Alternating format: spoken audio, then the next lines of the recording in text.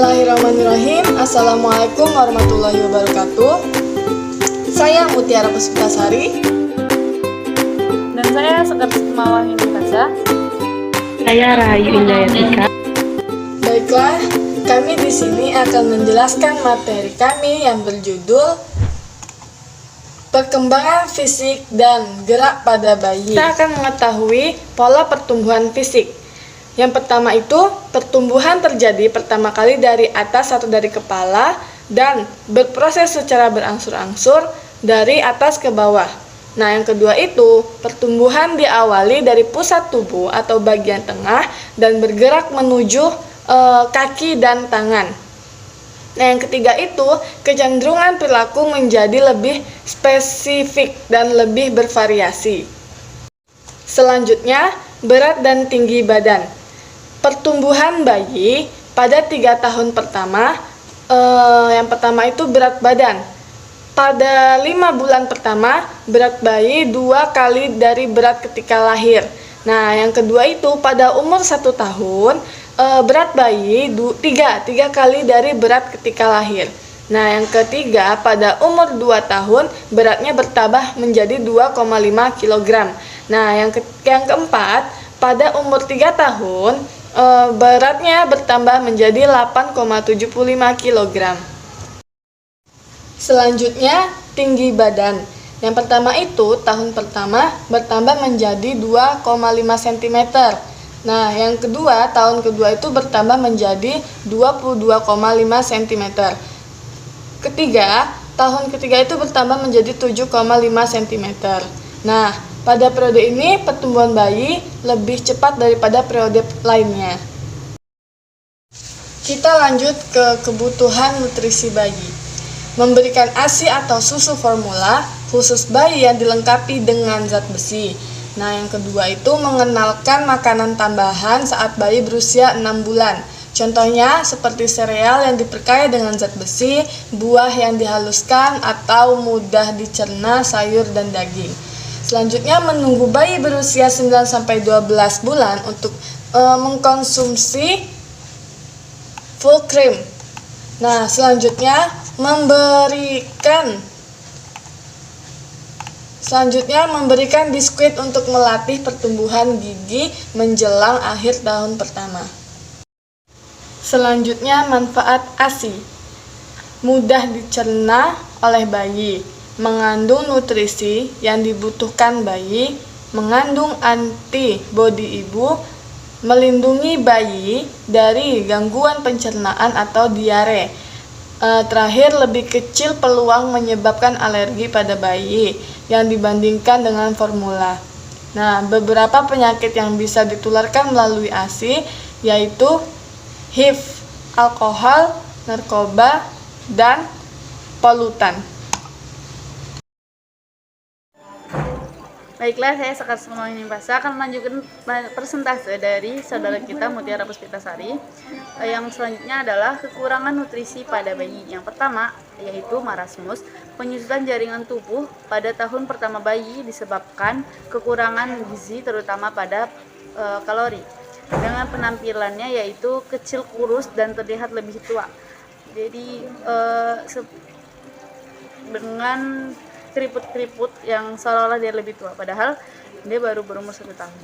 Yang kedua, kwashiorkor. Berbeda dari marasmus, kwashiorkor ialah kekurangan gizi yang serius terutama pada protein, dengan penampilan yaitu perut dan kaki membesar tapi hanya seakan-akan berisi oleh air. Yang selanjutnya ialah faktor bawaan dan lingkungan terhadap bayi.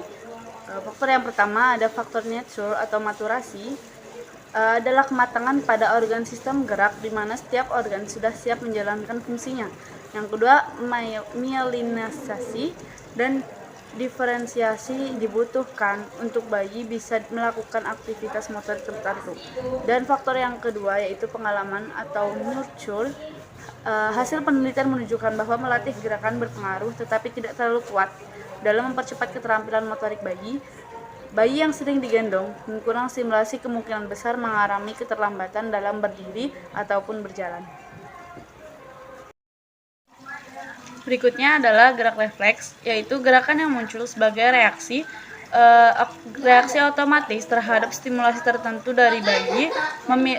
Bayi memilikinya sejak lahir. Disebut juga reaksi alamiah bayi terhadap perangsangan yang membantu bayi berhubungan dengan lingkungan. Ada jenis dua gerak refleks. Yang pertama adaptif refleks atau refleks bertahan atau survival. Psychic refleks mengisap. Disebut dengan refleks untuk bertahan hidup karena jika bayi tidak memiliki refleks ini, bayi tidak akan mendapatkan nutrisi untuk perkembangan otak dan fisiknya. Yang kedua, primitive refleks atau refleks primitif. Motor refleks yang belum diketahui fungsinya. Gerak refleks pada bayi yang pertama tadi adalah motor refleks, stimulasi dengan suara keras, kaget, melakukan gerakan memeluk. Muncul gerakan refleksnya pada kehamilan bulan ke-7 yang kemudian hilang dengan seiringnya berjalan waktu pada bulan ketiga setelah lahir. Yang kedua, Darwinian atau grasping reflex. Stimulasinya berupa menaruh jari di telapak tangan bayi. Telapak tangan disentuh menggenggam. Telapak tangan yang disentuh itu akan menggenggam.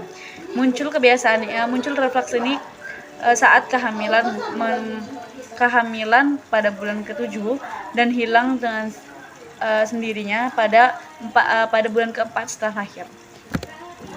Yang ketiga, Babinski refleks. Stimulasinya berupa telapak tangan bayi ditekan, kaki meliuk, jari kaki terbuka. Nah, kebiasaan ini muncul ketika lahir dan hilang pada bulan ke-4 setelah lahir. Walking reflex dengan stimulasi bayi diberdirikan sambil kaki disentuhkan ke lantai. Dengan refleksnya bayi membuat gerakan kaki seperti berjalan. Ketika kakinya disentuh ke lantai, bayinya akan secara refleks melakukan gerakan seperti dia sedang berjalan. Muncul biasanya ini pada bulan pertama kelahiran, hilang pada usia 4 bulan setelah lahir. Swimming reflex dengan simulasi bayi ditengkurapkan di atas air. Dan gerakan refleks bayi berupa membuat gerakan seperti berenang. Muncul pada bulan pertama kelahiran dan hilang pada bulan ke-4 setelah lahir. Baiklah, saya akan melanjutkan presentasi dari Sekar Sukma, yaitu jenis keterampilan gerak. Jenis keterampilan gerak dibagi menjadi dua. Yang pertama, keterampilan motorik kasar, dan yang kedua, keterampilan motorik halus. Keterampilan motorik kasar dibagi menjadi dua, yaitu keterampilan gerak yang memanfaatkan otot-otot besar untuk menggerakkan atau melakukan aktivitas. Yang kedua adalah aktivitas motorik yang melibatkan gerakan lengan dan kaki. Contohnya adalah berdiri, merangkak, berjalan, berlari. Keterampilan alamiah mengambil mainan, menaiki tangga, terus melempar bola. Adalah keterampilan yang terlatih. Keterampilan motorik halus atau fine motor skill. Fine motor skill itu dibagi menjadi dua, yaitu keterampilan gerak yang memanfaatkan otot-otot yang lebih halus untuk menggerakkan atau melakukan aktivitas motorik. Yang kedua adalah gerakan motorik yang menggunakan gerakan atau yang melibatkan gerakan jari kaki dan jari tangan. Yang ketiga adalah membutuhkan penggabungan kemampuan motorik dan preseptual. Setelahnya ialah keterampilan lokomotor. Keterampilan lokomotor pertama, keterampilan gerak di mana kaki memindahkan tubuh dari satu tempat ke tempat lain. Contohnya berjalan, berlari, loncat, lompat, dan lain sebagainya. Mungkin cukup sekian yang dapat kami sampaikan. Jika ada kesalahan dari kelompok kami, mohon dimaafkan. Wassalamualaikum warahmatullahi wabarakatuh.